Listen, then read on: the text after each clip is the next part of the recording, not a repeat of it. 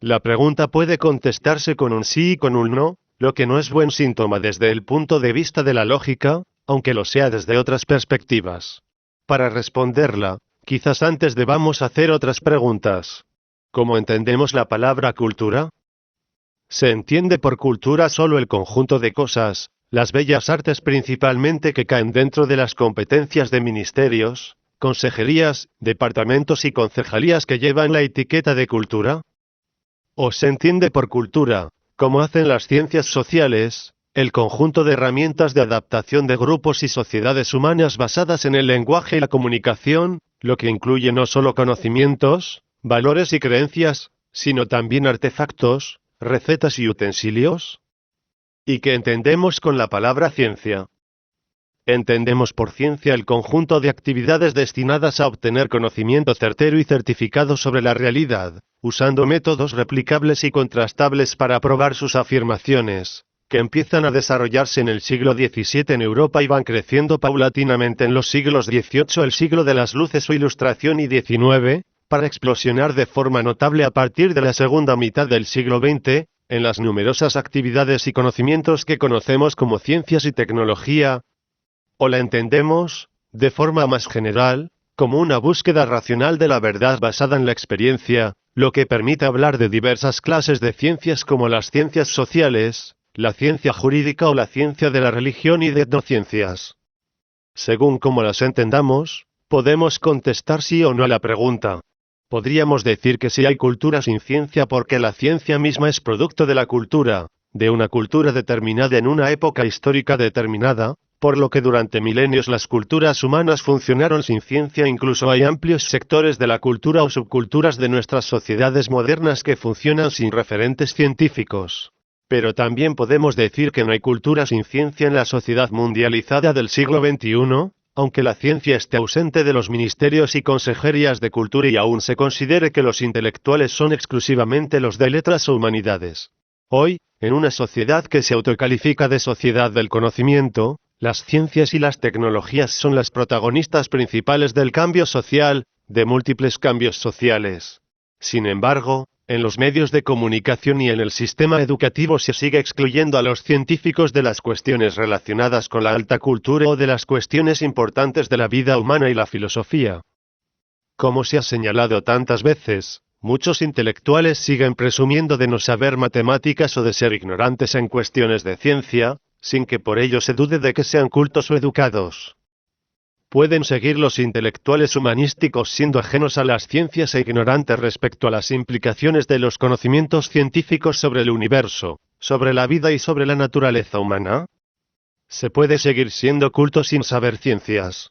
El romanticismo, la filosofía fenomenológica y existencialista y el rechazo a los métodos científico-naturales por parte de sectores importantes de los científicos sociales a principios del siglo XX, y de la filosofía y las ciencias sociales postmodernas a finales de ese siglo, han contribuido a esta situación problemática de las relaciones de la ciencia, de las ciencias más bien, con la cultura. El romanticismo del siglo XIX fue una reacción a la Ilustración, a la sociedad industrial y al creciente prestigio de los conocimientos científicos. Las ciencias parecían monopolizar el campo mismo de la verdad, de tal modo que la verdad era la verdad científica o probada con métodos científicos. Los románticos consideraban que la Ilustración, con su énfasis en la razón y en las capacidades racionales, habían dejado de lado los sentimientos y las cosas importantes de la vida, y que la ciencia no tiene respuesta para las grandes preguntas sobre el sentido de la vida. ¿Quiénes somos? ¿De dónde venimos? ¿Y a dónde vamos? El debate sobre el positivismo en las llamadas ciencias del espíritu en Alemania es parte de esa reacción. El positivismo suele entenderse como la defensa de las tesis de Auguste Comte, creador del término sociología y uno de los padres fundadores de esta ciencia social. Comte, identificando la historia intelectual de Francia con la de la humanidad así con mayúsculas, afirmaba que la evolución de la humanidad se medía en términos de conocimiento, que a un conocimiento religioso primario o etapa teológica, le sigue un conocimiento filosófico crítico que niega la etapa anterior y sustituye a los dioses por abstracciones, que es la etapa metafísica, que a su vez se verá superada por el conocimiento científico, la etapa positiva, en la que se producirá conocimiento cierto y probado sobre el mundo. Este conocimiento será la base de una nueva forma de sociedad científicamente organizada. Para Comte, el único conocimiento fiable y cierto era el aportado por las ciencias y que él llamaba positivo para recalcar su diferencia con la etapa anterior, que negaba y criticaba, mientras que el conocimiento científico afirma y prueba. Comte no pudo superar la deriva religiosa tan común a los proyectos políticos de reforma o cambio social, especialmente los que implican un alto coste de sufrimientos y violencia, y acabó proponiendo una absurda religión positiva calcada del catolicismo. De ahí que los positivistas sean los defensores de métodos científicos de obtención de conocimiento, especialmente los que tratan de aplicar métodos científicos en las ciencias sociales. En estas, el debate se salda con el establecimiento de la tesis del doble método científico, los métodos explicativos para el mundo natural y los métodos comprensivos o hermenéuticos para el mundo social.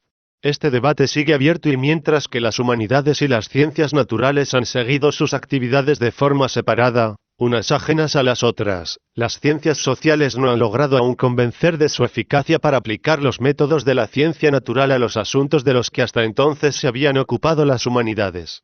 Pese a ello, las ciencias sociales elaboran conocimientos sistemáticos sobre las modernas sociedades complejas y su éxito mundano es incontestable. Gracias a la aplicación de métodos rigurosos a los fenómenos sociales, hoy sabemos mucho más sobre las causas de la pobreza, sobre los efectos de las políticas educativas, sobre las desigualdades sociales, sobre las nuevas formas familiares, sobre el comportamiento de los poderes públicos y los partidos políticos, sobre las creencias religiosas de la población y sobre muchísimas otras cosas más.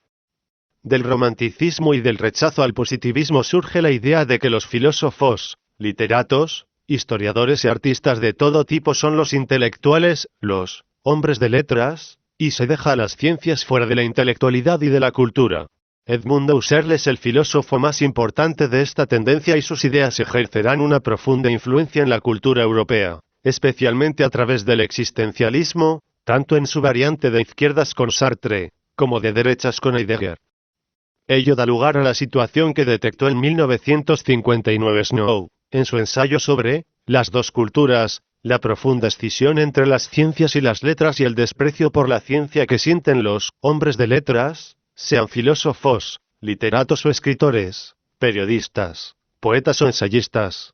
Esta escisión se retroalimenta y se reproduce sistemáticamente en el sistema educativo, que permite trayectorias curriculares en las que no aparecen contenidos científicos y que produce importantes contingentes de población ignorante respecto a la ciencia. El aumento de los conocimientos científicos en diversos campos está permitiendo a las ciencias dar respuestas a preguntas a las que tradicionalmente respondían literatos, teólogos y filósofos: ¿quiénes somos?, ¿de dónde venimos y a dónde vamos? Están también respondiendo a los clásicos temas románticos de los sentimientos y la razón, el cuerpo y el alma, la vida y la muerte. El éxito de obras de divulgación literaria de los conocimientos científicos muestra que hay un público que demanda nuevas explicaciones de la naturaleza, del universo y de la especie humana que estén soportadas por avales científicos, que sean objetivas y estén probadas. El abismo o cisma entre las ciencias y las letras no se ha salvado mediante una síntesis entre ambas. Más bien, algunos científicos están empezando a trasladar sus conocimientos a los temas tradicionales de las humanidades. Este es el caso del movimiento conocido como la Tercera Cultura, compuesto por científicos y pensadores que a través de sus escritos están reemplazando a los intelectuales tradicionales en dar explicaciones para las grandes preguntas filosóficas sobre el origen del universo, sobre la naturaleza humana o sobre el origen de la vida. John Brockman, su fundador, afirma que la Tercera Cultura está redefiniendo quién es y qué somos.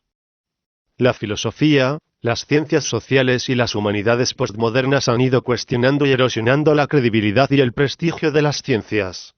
Por una parte, relativizando sus conocimientos, al considerarlos como construcciones sociales, como discursos o narrativas en pie de igualdad respecto a otras alternativas cognoscitivas como las religiones o las ideologías. Por otra, cuestionando seriamente sus fundamentos epistemológicos y su objetividad.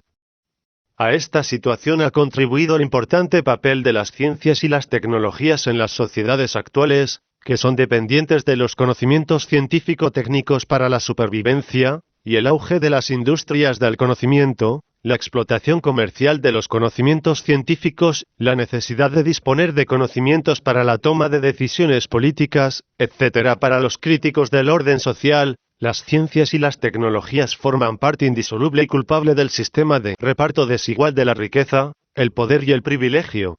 La izquierda, en el sentido vago del término, se ha hecho anticientífica y tecnófoba, dando cabida en sus explicaciones a planteamientos pseudo-religiosos y mimetizando el todo vale del relativismo.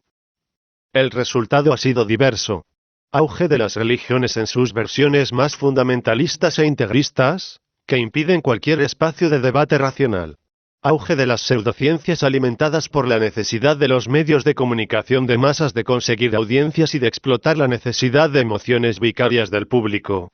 La amplia aceptación del llamado democratismo epistemológico, la falsa creencia en que todo tiene el mismo valor de verdad y todo vale, es quizás el daño más importante que los postmodernos han hecho a la credibilidad de los conocimientos científicos entre grandes sectores de la población ignorantes en ciencias. El éxito social de las pseudomedicinas son un buen ejemplo de ello. La cultura occidental y no solo occidental hoy está atravesada por la ciencia y por el impacto de los conocimientos científicos sobre todas las facetas de nuestras vidas. Las ciencias y las tecnologías se han desarrollado tanto y de formas tan especializadas que parece difícil sintetizar sus diversas aportaciones en una concepción general del universo y del papel de la especie humana en él. Porque, además, los desarrollos de las ciencias, las cosas de las que sabemos y las cosas que ignoramos aún, reflejan también los intereses sociales y de los grupos de poder. Sabemos más de las enfermedades de los ricos que de las de los pobres. Sabemos más de los campos científicos con aplicaciones comerciales que de aquellos no rentables para el mercado. El creciente coste de las investigaciones científicas y de la formación de científicos hace que las decisiones sobre asignación de recursos públicos a las ciencias y las tecnologías requiera un control democrático, que a su vez supone una ciudadanía informada sobre el valor de los conocimientos científico-tecnológicos. Para que las ciencias formen parte integral de la cultura en todos los sentidos, los científicos han de hablar con el público en el lenguaje de éste y han de hacer un esfuerzo por comunicar el valor, la utilidad y la importancia de sus conocimientos y desarrollos. Los medios de comunicación juegan un papel principal no solo como espacios de comunicación entre los científicos y la sociedad, sino como agentes activos en la creación de opinión y de actitudes, como agentes de eso que una vez se llamó cuarto poder, con capacidad de contrapeso y de crítica de los poderes legislativo, ejecutivo y judicial propios del orden político. Por su parte, los poderes públicos deben empezar a ser conscientes de sus decisiones y de su responsabilidad en lo que concierne a la distribución social de los conocimientos científicos, que se traducen no solo en los recursos que aportan a la investigación, lo que se llama I más D más I, sino también en la calidad de la educación, en el fomento de las vocaciones científicas y en el apoyo a la divulgación de las llamadas TIC. Afortunadamente, han venido a replantear las actitudes hacia las tecnologías de los grupos y movimientos activistas, dando lugar a diversos tipos de ciberactivismo. Ciencias como parte de las actividades culturales. Los científicos han de salir de sus torres de marfil como ya han hecho muchos de ellos. Los comunicadores han de dejar de pertenecer exclusivamente a las letras. Los políticos y responsables públicos han de invertir más en educación de calidad para toda la sociedad. Mientras tanto sucede esto, la pregunta sigue siendo pertinente y puede seguir siendo contestada con un rotundo sí.